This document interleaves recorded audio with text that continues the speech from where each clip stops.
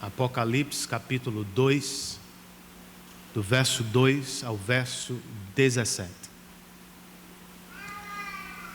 Kael estava de carona com uma família do PG, quando alguém lhe perguntou: Kael, para que time você torce? Ele respondeu: eu torço pelo São Paulo, mas gosto mesmo do Flamengo.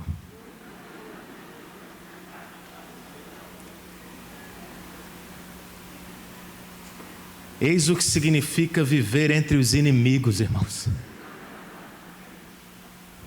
Às vezes você está tão perto que corre o risco de ser influenciado. De tanto ouvi-los, você pode acabar confuso. Bem, foi o que aconteceu com o meu filho, e saibam os flamenguistas, eu já o protegi com proteção máxima. E é o que acontece com o crente no mundo. Sem dúvida alguma, queridos, nós já entramos em uma era pós-cristã. O que aconteceu na Europa, o que se passa em algumas cidades da América do Norte, aos poucos vai sendo visto aqui mesmo, na nossa nação. A cultura está se tornando gradativamente hostil aos ensinos e princípios da palavra de Deus. E agora? O que fazemos? Como vivemos em uma cultura pós-cristã sem nos apegarmos ao mundo?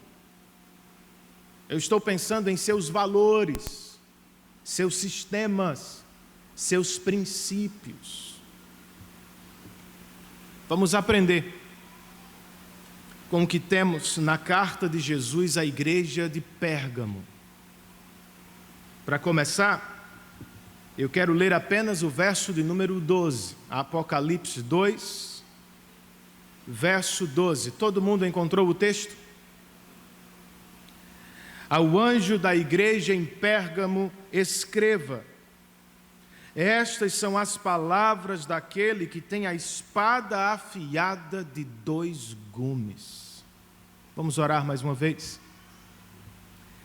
Senhor, muito obrigado por todos os elementos de culto que já realizamos em Tua presença. Que banquete espiritual o Senhor já nos deu até aqui. Mas agora que nos aproximamos da proclamação de Tua palavra, nós te rogamos por iluminação no coração, por espírito de sabedoria. Foi o que Paulo pediu para os Efésios. Nós queremos ouvir e entender Tua voz. Mais do que isso, Senhor, queremos entender e atender a mensagem de Tua palavra. Então ajuda-nos. Nós estamos na dependência de Teu Espírito. E oramos assim, ó Deus e Pai, no nome do Teu Filho amado, Jesus Cristo. Amém.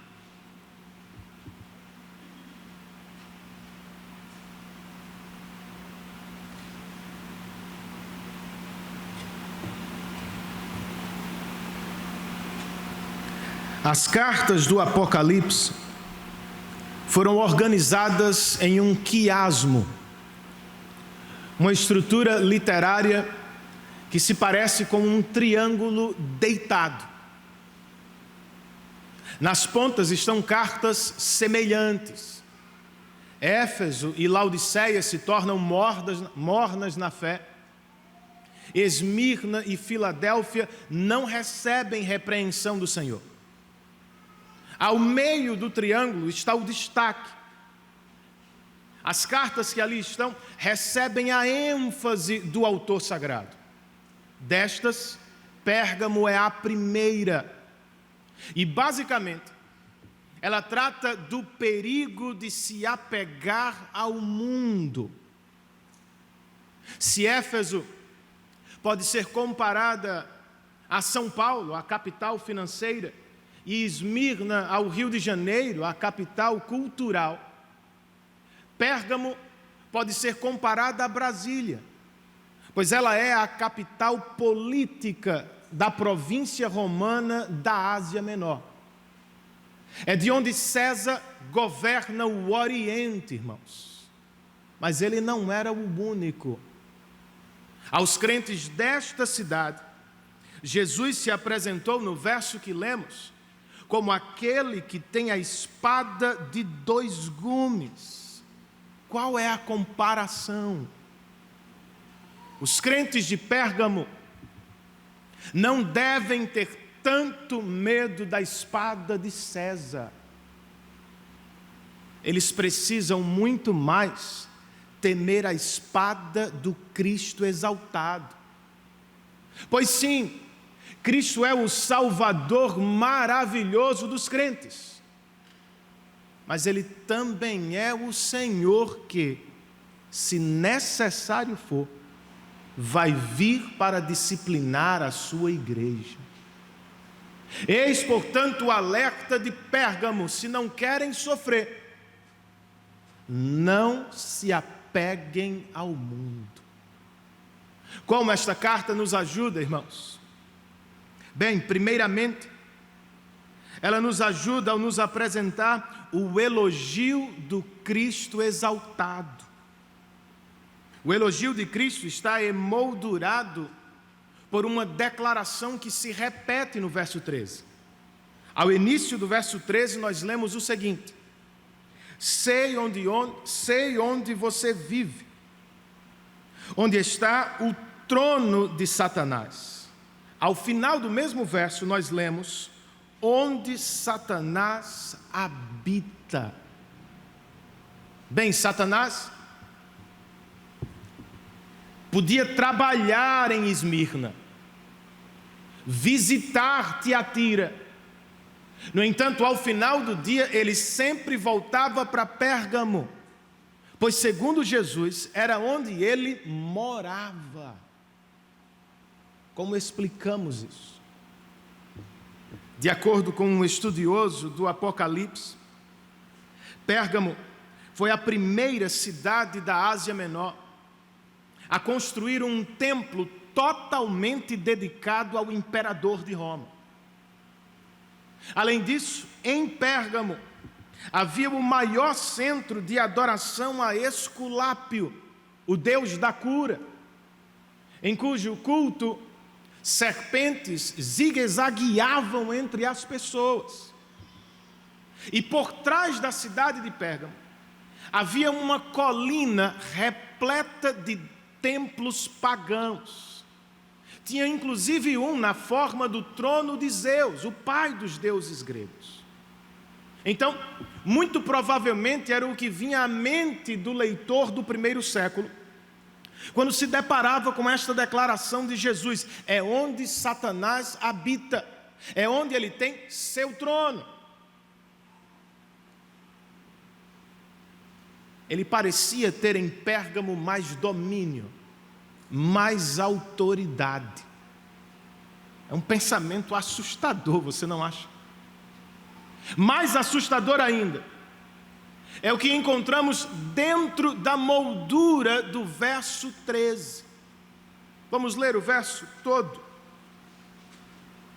Jesus diz àqueles crentes: sei onde você vive, onde está o trono de Satanás. Contudo, você permanece fiel ao meu nome e não renunciou à sua fé em mim, nem mesmo quando Antipas, minha fiel testemunha, foi morto nessa cidade onde Satanás habita. Bem, onde o diabo reina, irmãos. O que impressiona até Jesus é a fidelidade dos crentes. Vocês não abandonaram a fé, foram fiéis ao meu nome até mesmo diante da morte de Antipas. Antipas provavelmente foi o pastor desta igreja e morreu porque não se apegou ao mundo. Como seu próprio nome indica, ele foi contra todos, políticos e religiosos da cidade, e por devoção e fidelidade a Cristo, ele foi morto, martirizado. Essa é a resistência que agrada a Deus, meu irmão. Será que a sua também agrada? Quais montanhas são dignas de serem transpostas, queridos? Por quais ideais vale a pena viver? Em que você acredita piamente, a ponto de sacrificar-se, ou de sacrificar amigos, familiares e até irmãos? Eu tenho para mim que nós erramos muito na escolha das nossas batalhas. Há cristãos que lutam por coisas que mais dividem do que unem o corpo de Cristo, mais confundem do que esclarecem os mais novos entre nós. Vale a pena? Você realmente quer ser conhecido como resistente de uma bandeira só e tão pequena? Como o chato, a chata de um assunto só? Não tem quem aguente, gente. Há cristãos que estão politicamente confusos. Eles chamam determinado grupo de idólatra, mas por vezes não percebem que também estão idolatrando pessoas, programas e bandeiras. Eu fico me perguntando sinceramente, por que não somos tão fervorosos no culto ao Senhor? Por que não somos tão participativos na igreja de Cristo? Por que não somos tão fluentes na pregação do Evangelho quanto somos em assuntos políticos? Essa não era a resistência de Pérgamo, queridos. Antipas não morreu por César, nem por Roma. Antipas morreu por Cristo Jesus. Que nossas conversas tenham mais de Cristo. Que nossas postagens falem mais de Cristo. Que nosso comportamento exale mais o perfume de Cristo. E que descansemos em uma verdade gloriosa. Quer este ou aquele imperador no próximo ano, quem reina sobre a igreja e para todos sempre é Cristo. Estaremos seguros. Pois do ponto de vista da eternidade, tudo corre segundo o plano dele. Dito isso, eu não posso ser ingênuo. Não é fácil viver em Pérgamo. Não é fácil ser crente em uma sociedade onde Satanás reina.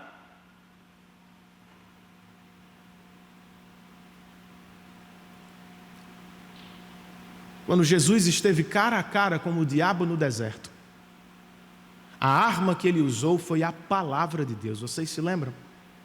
Por 3 vezes ele repetiu: está escrito.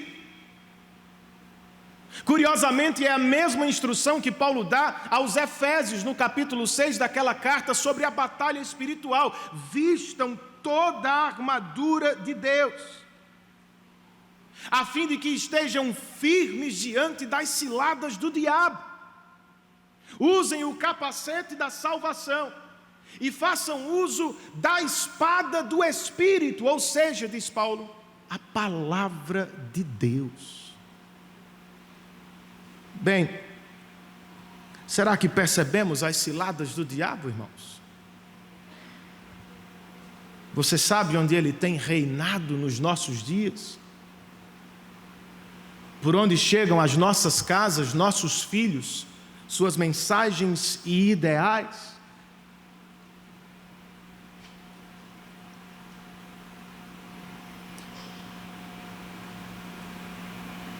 Como o mesmo Paulo escreve, nossa luta não é contra seres humanos, ou contra carne ou sangue,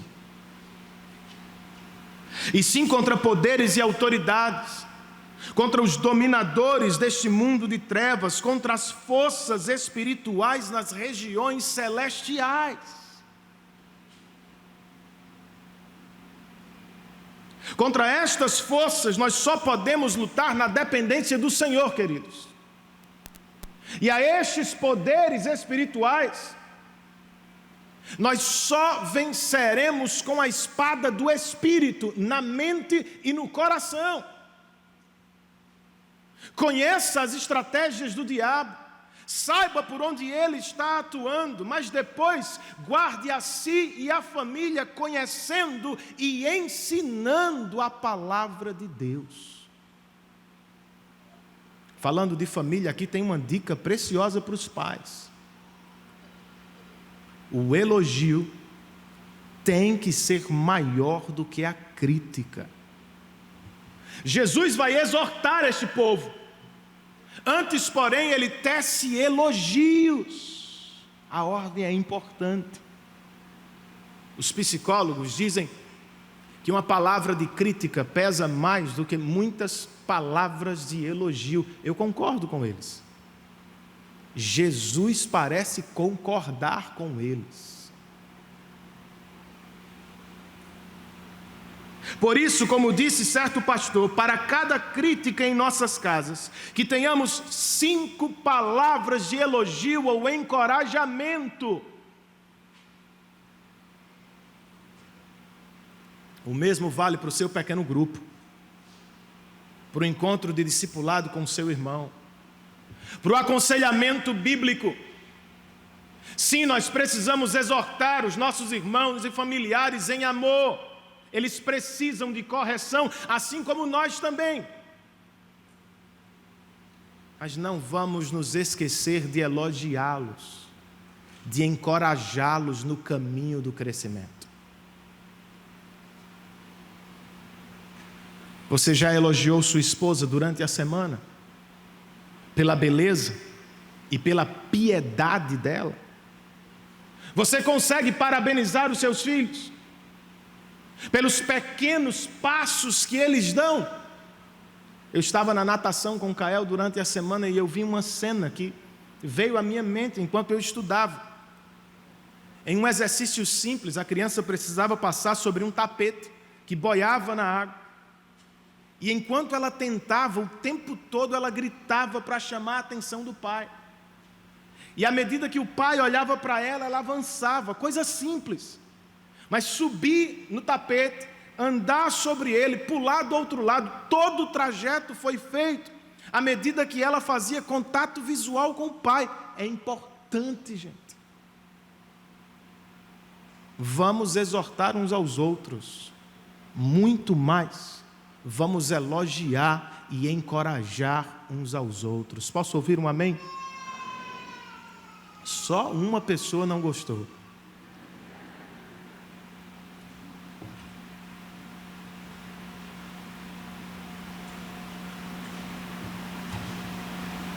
Depois de nos apresentar o elogio de Cristo, esta pequena carta nos leva à exortação do Cristo exaltado.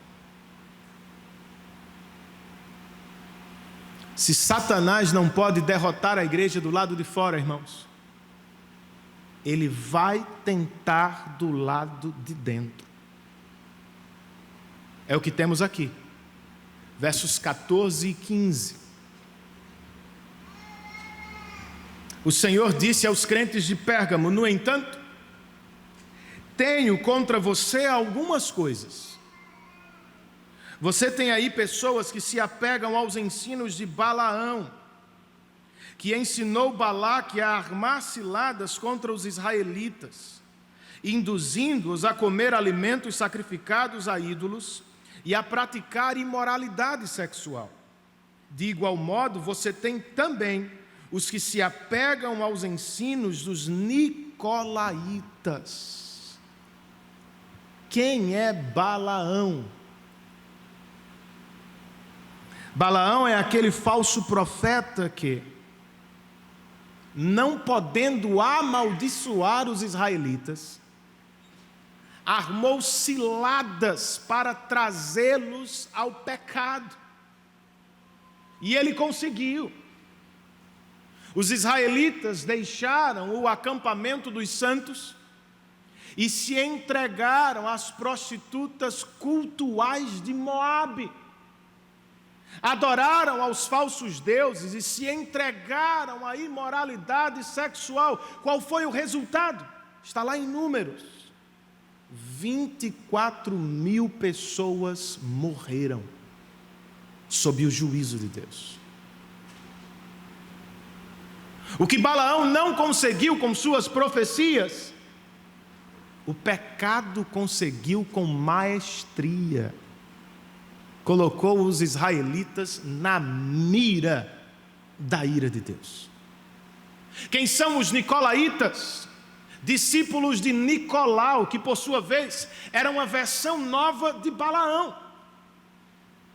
Embora, segundo a tradição, ele tenha começado como um mestre cristão, em dado momento ele resolveu fazer de seu grande objetivo na vida aproximar a vida cristã da sociedade romana. Obviamente que ele não conseguiu. O que conseguiu foi, pervertendo a graça do Evangelho, ele levou crentes a se tornarem mundanos. Vocês podem adorar a César e a Cristo, nenhum problema. Vocês podem frequentar aos cultos da igreja e também podem frequentar as festas idólatras e imorais do império. Segundo o que Jesus escreve a esta igreja, alguns se apegaram ao ensino dos nicolaítas e caíram nas armadilhas de Balaão. Curiosamente, não é com estes que Jesus fala. Jesus escreve a carta não àqueles que caíram, mas à igreja de Pérgamo. Portanto, verso de número 16: arrependa-se, senão virei em breve até você e lutarei contra eles com a espada da minha boca. Outra vez, queridos, Pérgamo é a capital política da região. Ainda assim, ela precisava ter menos a espada de César e mais a espada de Cristo, pois a de Cristo é espada de dois gumes. Pode proteger os crentes na perseguição de Roma, mas também pode, se necessário for, disciplinar a igreja por seus pecados. Por isso, antes que fosse tarde demais, a igreja precisava se levantar para corrigir e disciplinar os discípulos de Nicolau, os amantes do mundo. Caso contrário, não César, o rei de Roma, mas Cristo, o rei do universo, viria contra ela para fazer guerra. Não é o que queremos, é? Se Deus é por nós, quem será contra nós? Essa é a pergunta retórica de Paulo que tanto amamos. Mas me permitam fazer outra nesta manhã. E se Deus for contra nós, como temos aqui no texto de Apocalipse, quem será por nós? Ou você acha que Ele não pode fazer conosco o que fez com os israelitas nos dias de Balaão? Como você pode estar tão certo de que o Senhor não fará com você o que Ele fez com Sansão na Filístia? Você se lembra? De tanto brincar com o mundo, o Espírito de Deus se retirou dele e ele terminou como escravo de seus inimigos. Nosso Deus é gracioso, irmãos, mas sua graça não é barata. Tenha cuidado com a complacência do seu coração. Não ache que pode se apegar ao mundo sem custo. Não pense que viverá em pecado com tranquilidade. Não é possível viver com um pé na igreja e um pé no mundo por muito tempo. Enquanto há tempo, arrependa-se. Senão, Cristo virá contra você para discipliná-lo. Por isso, queridos, é importante escolher bem a quem vamos ouvir semanalmente, pois há pregadores fiéis e pregadores infiéis. Existe o discípulo de João, que vai morrer como Antipas por fidelidade a Cristo, e existe o discípulo de Nicolau, que ama e prega os valores deste mundo.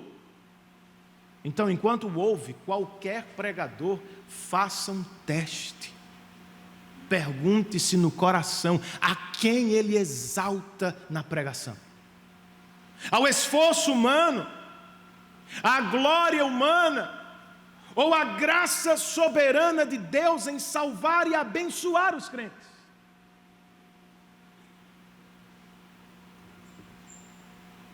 Ao sair do culto, pergunte-se com quem estou mais maravilhado: com o meu poder, com a minha força, com a minha glória,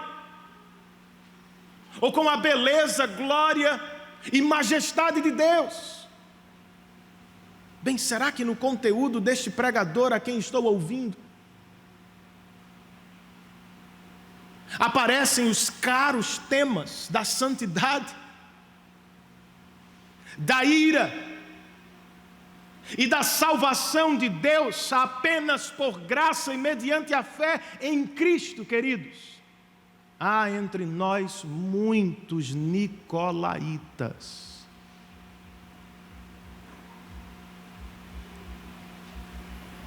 Por isso precisamos ficar atentos. O Evangelho de Cristo não é o Evangelho do movimento da palavra da fé. O Evangelho de Cristo não é o Evangelho do movimento da prosperidade e da cura. O Evangelho de Cristo não é o Evangelho do movimento sinta-se bem consigo mesmo ainda que esteja em pecado. Não. O Evangelho que encontramos na Bíblia é o Evangelho da glória de Deus, que brilha na face de Cristo. Nossa boa notícia não é que podemos viver como queremos, ou que teremos vida longa e luxuosa, não. Nossa boa notícia é: nossos pecados são tão terríveis, e Cristo é um Salvador tão maravilhoso, que por graça e amor eternos Ele escolheu se entregar para a nossa salvação, a fim de nos dar o que tinha de melhor. Não a cura, não a longevidade, não os prazeres deste mundo, mas o próprio Deus e a comunhão eterna com Ele. É o que pregamos, queridos. E é por isso que não podemos abrir mão da disciplina eclesiástica. Se não disciplinarmos nossos membros, o Senhor virá contra nós.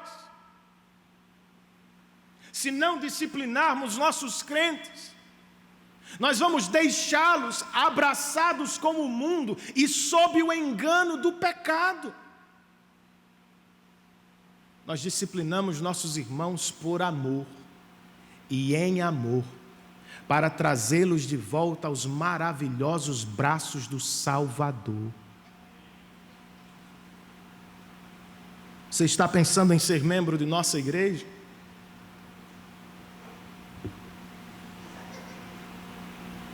Leve em consideração o compromisso que você quer ter conosco. se vier a ser membro de nossa igreja, você vai assumir compromissos conosco. Você terá de pensar em nós, em casa, no trabalho, na faculdade e na internet. A maneira como levo a vida, a postagem que faço, o que falo, testemunha bem do meu Deus e de sua igreja ou traz confusão e vergonha? Se vier a ser membro da nossa igreja, você está nos dando o direito de assumir responsabilidade sobre você. O que significa que, se necessário for, nós teremos que sentar para momentos de prestação de conta. Amigo, por onde você anda?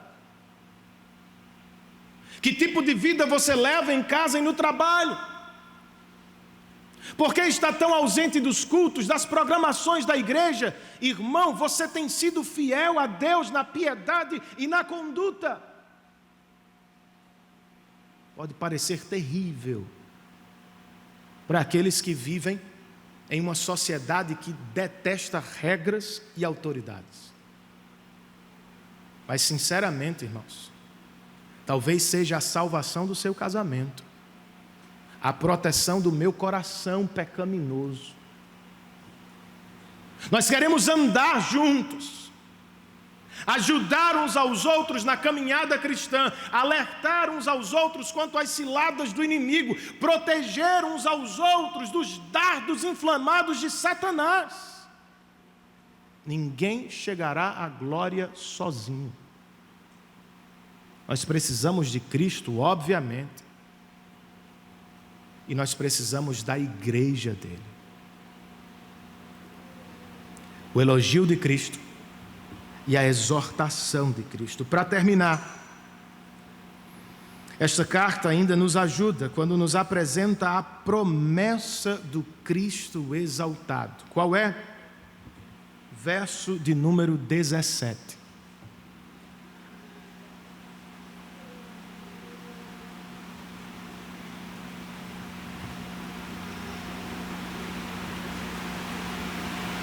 Aquele que tem ouvidos, ouça o que o Espírito diz às igrejas. Ao vencedor darei do maná escondido. Também lhe darei uma pedra branca com um novo nome nela inscrito, conhecido apenas por aquele que o recebe. São 3 bênçãos para aqueles que se afastam do mundo e resolvem abraçar o chamado de Deus para uma vida santa. A primeira, eu lhes darei do maná escondido. Nós estamos falando de provisão, irmãos. Como o Senhor cuidou dos israelitas na peregrinação do deserto, dando-lhes o maná escondido que descia do céu, Ele nos promete: eu cuidarei de vocês até o fim. Fisicamente falando, vocês estão me ouvindo? Ele prometeu cuidar das nossas necessidades. Espiritualmente falando, Ele vai nos dar de uma comida que está escondida para o mundo. Só crentes podem desfrutar do maná escondido em Cristo. A segunda bênção: ao vencedor darei uma pedra branca. No mundo antigo, havia vários usos para a pedra branca. Por exemplo, o atleta em Roma que vencia recebia uma pedra branca que lhe conferia dignidade. A senha para entrar em algumas festas de Roma era ter uma pedra branca. E no tribunal, enquanto a pedra preta significava condenação, a branca simbolizava a absolvição do réu. Pensando na promessa de Cristo, todos estes usos podem ser empregados. embora não sejam vencedores no mundo, ou aos olhos do mundo, os crentes serão vencedores na glória para todos sempre, irmãos. E embora fiquem de fora de algumas festas pomposas da sociedade, eles estarão presentes no grande banquete do Cordeiro. Os crentes podem sofrer e até morrer por Cristo, mas por Cristo também eles vão escapar da ira vindoura de Deus, pois em Cristo foram absolvidos de seus pecados. A terceira e última bênção do texto é: ao vencedor darei um novo nome, conhecido apenas por aquele que o recebe. Vocês se lembram que eu disse em uma mensagem anterior que as conclusões das cartas apontavam para o fim do livro do Apocalipse? Pois bem, no capítulo 14, os incrédulos são descritos como aqueles que têm a marca da besta na testa, e os crentes são apresentados como aqueles que têm o nome de Cristo na testa. Ao final mesmo do livro, no capítulo 22, que trata do nosso estado eterno, nós lemos: já não haverá maldição nenhuma, o trono de Deus e do Cordeiro estará na cidade, e os seus servos o servirão, eles verão a sua face, e o seu nome estará na testa deles. Esta é a bênção da identificação, irmãos. Na terra e através dos séculos, os crentes são peregrinos e forasteiros, mas não será assim para sempre. Se estamos em Cristo, nós temos novo status diante de Deus, gozamos agora de uma nova posição diante do Senhor. Eu e vocês somos filhos de Deus por adoção, e seremos por toda a eternidade membros de seu reino glorioso. É o que já temos em Cristo. E o ponto desta promessa é: uma vez que temos tudo isso, por que vamos nos acomodar, nos apegar ao mundo? Não faz sentido, queridos. Por um lado, fora de Cristo nós jamais encontraremos o que estamos procurando no mundo. Os falsos deuses de nossa era prometem muito, mas cumprem pouco. O prazer do sexo, por exemplo, é passageiro, e a intimidade nunca é encontrada na troca de parceiros. A fama nos trai. Passamos a ser conhecidos em parte por aqueles que nos assistem de longe, e por vezes somos desprezados por aqueles que nos conhecem de perto. O dinheiro nos coloca em uma altura, como diria um irmão de nossa igreja, que urubu magro não chega. Ninguém mais chega. Você sobe para descobrir que está sozinho, que não tem ninguém para desfrutar do que construiu, que dinheiro não realiza.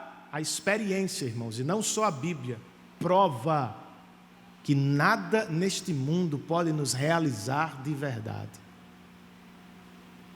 Para usar a expressão de C.S. Lewis, é como se estivéssemos o tempo todo batendo do lado errado da porta.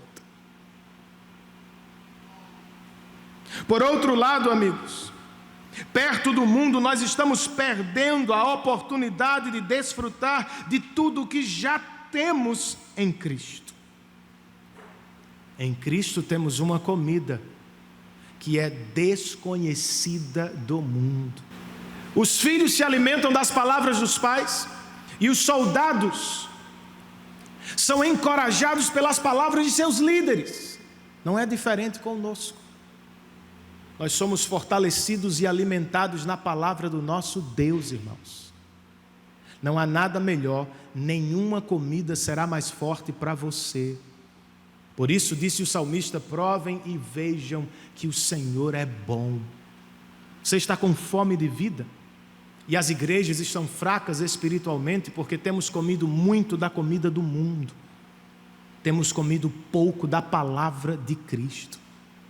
Em Cristo temos uma festa melhor para ir. Os cidadãos de Pérgamo podem ir a banquetes suntuosos, mas voltam para casa vazios de vida. Aqueles que bebem da água que Cristo tem para dar no Evangelho, recebem no interior uma fonte que vai jorrar para a vida eterna, irmãos. Você pode passar por aqui sem ser notado pelos grandes homens e mulheres da nossa era. Se estiver em Cristo, você já é reino de sacerdote para Deus. Eis o que temos em Cristo, irmãos. Portanto, coma mais do maná escondido na presença de Deus. Venha mais ao banquete espiritual que Deus arma para você semanalmente. Se aproprie mais vezes do nome que recebeu em Cristo. Somos família de Deus para sempre. São coisas que o mundo desconhece. Mas será que você gostaria de conhecer? Gostaria de comer do que eu estou falando? De participar de alegria que de fato realiza? O que é que você precisa saber fazer? Enquanto falava sobre o maná do deserto, Jesus certa vez se apresentou como o pão da vida e disse aos judeus: aquele que vem a mim nunca mais terá fome. Assim como os israelitas precisavam do maná no deserto para sobreviver, eu e vocês também precisamos de Cristo para escapar do deserto infernal e eterno que está por vir. Se Cristo pode nos salvar do deserto circunstancial, muito mais Ele pode nos salvar do deserto espiritual que está por vir. Como Ele o faz, pastor? Bem, Ele mesmo, o pão da vida, foi partido no nosso lugar. Falando da ceia, o apóstolo Paulo escreveu aos Coríntios: na noite em que Jesus foi traído, ele tomou o pão e disse: isto é o meu corpo que é partido por vocês, a fim de que não fôssemos partidos de Deus por toda a eternidade. Seu Filho amado foi partido na cruz por nós, para que você não permanecesse em falsa alegria na terra, e para que eu não amargasse tristeza eterna no inferno.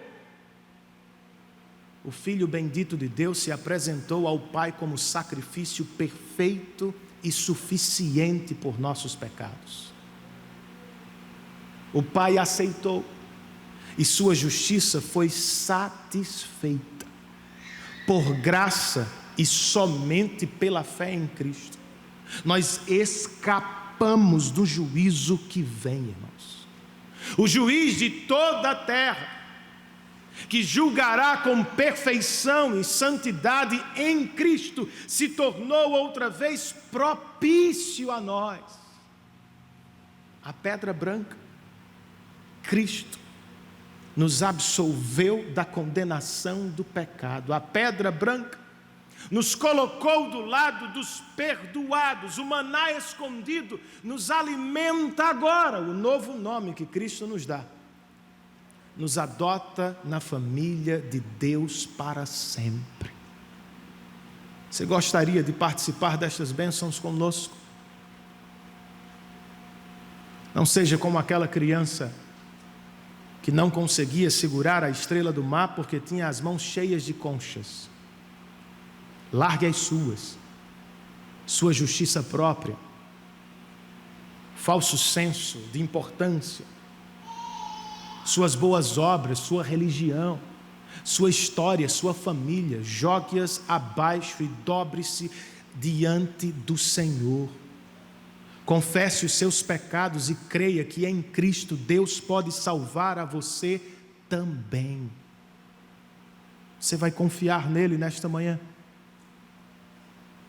Será que nós vamos confiar nas palavras de Cristo nesta manhã, queridos?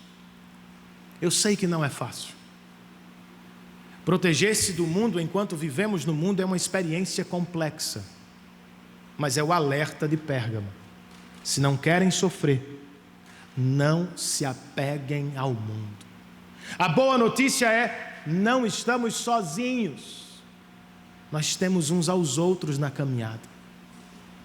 Como digo a Cael, para protegê-lo dos flamenguistas, que somos São Paulinos, e que o São Paulo é o único 633 do Brasil, nós precisamos nos reunir mais vezes para encorajamento mútuo. Nossos cultos públicos, reuniões de PG, encontros de discipulado, servem a isso. Nós nos encontramos para cantar as obras do Senhor, para recontar a história da salvação, para lembrar de todas as bênçãos que recebemos em Cristo. E enquanto cantamos, contamos, lembramos, nós desfrutamos de coisas que o mundo desconhece. Nos alimentamos de Cristo e nos damos por satisfeitos. Gozamos de íntima e realizadora comunhão com Deus em Cristo. Sim, Ele morreu, ressuscitou e ascendeu aos céus. Mas temos ouvido no Apocalipse, por meio do Espírito, Ele ainda passeia entre os candelabros. Ele sempre estará conosco, irmãos. Então agora, enquanto você se prepara para participar da ceia, pense sobre isso. Curve a sua cabeça onde você está e faça a sua oração particular em resposta àquilo que você ouviu e em preparação para a mesa do Senhor. Eu convido, enquanto você está orando, os oficiais e os irmãos que vão nos auxiliar neste momento.